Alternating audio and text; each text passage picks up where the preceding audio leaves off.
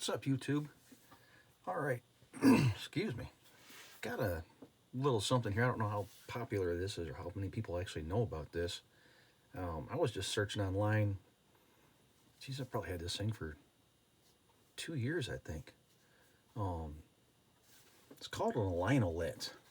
A line-a-let, like a thread olet, but a-let. Found this on Intercon, and like I said, I don't even know how I found it. I think I searched pipe tools or something like that one day, and up came this thing, and I thought, wow, this is pretty neat. So I bought it. It is $74.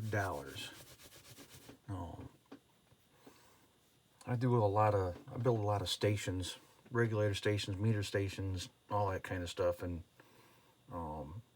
I've put 5-6 threadlets on one spool before, as per engineering, and the old way of doing it was, at least my old way, I guess everybody else does it this way, but basically, you know the deal, you know what you're doing. You put it on there, on your pipe, you put a level on it, or you don't, or whatever, you raise it up however you want, center it, and then tack weld it, and then level it and beat it around, all that garbage. I like my precision stuff a little bit more. So I put a level on the side here, and then stick it on that pipe, and then take your centering head and mark it, and then get it centered, and then do your left and right. That's always kind of seemed like a pain in the ass because, oops, it would slip or something like that. And then trying to hold it up a little bit, because I always want to try and hold it up to make sure I get good penetration there, full penetration all the way around. So you're holding it up, you're balancing it above the pipe and all that garbage. So I saw this, and I didn't see no videos on it or anything like that, and I thought, well, hell, I'm going to give it a shot. So, knew it doesn't look like this, and I had it in the toolbox, and this was actually a level, so you can set it on your pipe. Well, there's a good pipe right there. You set it on your pipe, and then you can level the bubble. I kept it in my toolbox, and apparently something happened, and it cracked the vial there, and all the liquid ran out. But just so happens I had a plastic string level that I wasn't using, and it works good. I just glued it on there with some Gorilla Glue or something like that. Now, I'm not sponsored by Gorilla Glue. It's just what I used. And it's held up really good for about a month and a half, 2 months now. This comes with an actual bolt, and I want to say it's probably 2 inches long. This will do up to 2 inch, because I've actually done a 2-inch pipe on this. But when you're trying to do 3/4 inch or even quarter, the bolt wouldn't go all the way in. It wouldn't go far enough to actually hit like a quarter. And I don't know if it was actually long enough to go in to do the half. And it might be why I changed it, because I do a lot of 1/2-inch threadlets. So, no, I don't think that bolt was long enough. I got the original bolt around here someplace. It was just a bolt with a little flattened out tab on it that you roll. So I just took a piece of all thread and made this up. But basically, I mean, it's really simple. You have your pipe. Not sponsored by Rust-Oleum either. Just what I had sitting here.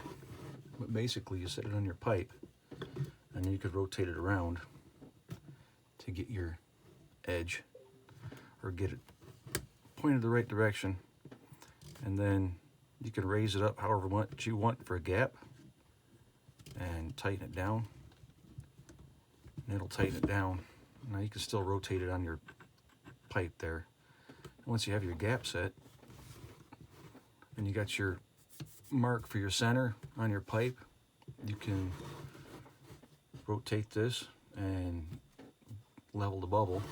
And when it was new, it was a lot easier to see because your bubble was right there. I wish they made this a replacement vial to where you could actually replace this somehow. I think that might be something I might contact them about and see if there's a way to replace this, or something like that. It's a really good idea, but if something does happen to that, it's 80 bucks gone. So, but once you get it level on that, you just hold it, stinger, rod, tack weld it, go to the other side, tack weld it, and then once I get it tack welded on both sides, you can just slide it off, and then I'll check my level this way and make sure it's level that way, and that'll hold it square to the pipe. It doesn't really, I've never had it really draw or pull really bad when I tack them on the sides. And you just check that real quick and then tack the sides there and then go on about your business and weld it out. So it's a pretty handy little tool. I said I've used it a lot.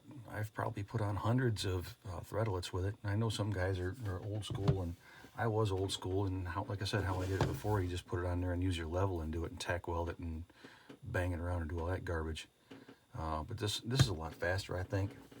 Now, maybe that's just me. It's more convenient. You just put it in there, stick it up, tack it on, and I could do 5 of these on a piece of pipe pretty quick, tack weld them all on, and then everything's square, and everything's running true too. That was one of the things that one of the clients had said to me about one guy that did stuff for him, is they would snake down through there, and because when you're trying to hold that up, you can't watch everything by yourself. You just can't watch everything and make sure that it's perfect. This makes sure everything's centered, and you got one consistent line. And when you're doing 4 of them in a row, they look really good. But yeah, this is Intercon, Intercon,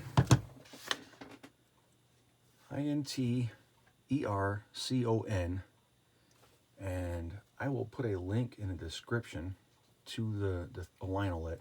They don't have a whole lot of pipe tools. They got line-up clamps, the 3-jaw or the 2-jaw with the 3 screws on them. They got those, and they look pretty. They look really good. They're beefy or heavy duty. We'll use that word. I've actually considered getting a couple of those, but I prefer the actual cage clamps. They I like how they hold better. They hold everything better. They're easier to put up there. And when I do L's or T's or anything kind of fittings like that, I either sit those on a jack stand or hold them, or my helper will hold them, and they'll line everything up and we'll tack it. I know there's bigger fittings and stuff like that. I could see having some way to clamp them to make life easier. But a lot of stuff I do is 6-inch, some 8-inch. We're actually doing some 12, and talking to a client about doing some 36-inch. But I've got other clients that have clamps, so it's very good to have friends in the industry that have equipment, because sometimes trying to do this by yourself and some of the things that you need would break a small company like mine, having to buy some of this huge stuff. But check them out. Like I said, I'll put the link in the description, and I'm gonna try and get a little more videos on there. I know I keep saying that, just things get busy and you don't have time, and then when you don't have time and you're not busy, you're kind of wanting to sit back and relax and enjoy life a little bit, fishing or whatever we all do in our spare time. But you got any questions about this or anything like that, let me know. And like I said, we'll put the link in the description, and hopefully we can get some more videos and things like that up. And I got some more parts for the old 1960 red blue face. I ordered a 1-wire alternator. I was wanting to do the generator on it and redo the generator, but once I got to thinking about it, I don't know what I'm going to do with that thing. I'm probably going to just run it for play, restore it, and I might want to put it on the truck for a little while. I don't know. Right now it's just sitting in the shop, kind of taking up space, but got an alternator for it. And what else do I get for it? I got gaskets, and I got a bunch of stuff with it and stuff like that. I actually want to pull it down and check the head on it, and check the block and inside the cylinder walls and things like that, and check everything out and reseal everything. But I was wanting to run it and play with it first to make sure it welded, and it does. So maybe do some videos on that and things like that. I'm an experienced mechanic. I've done that for years. Heavy equipment, Caterpillar, Detroit diesels, all kinds of heavy equipment and things. And also did automotive repair. Let's see here. Big manufacturer, line technician, engine rebuilds, you know, wiring, all that garbage. So got a solid background in mechanics. So the engine side of it is no big deal. I'm learning the generator side and how it works. But yeah, that might be. I might try and get some videos of that out. But anyhow, hope you enjoyed the video. I'm just trying to keep this shorter. Okay, we're at 10 minutes. So, but yeah, check this out. If you're, I mean, check it out and let your buddies look at it. For me, it was worth the $74 or $75, $74.04 plus shipping from. Not sure where these guys are at.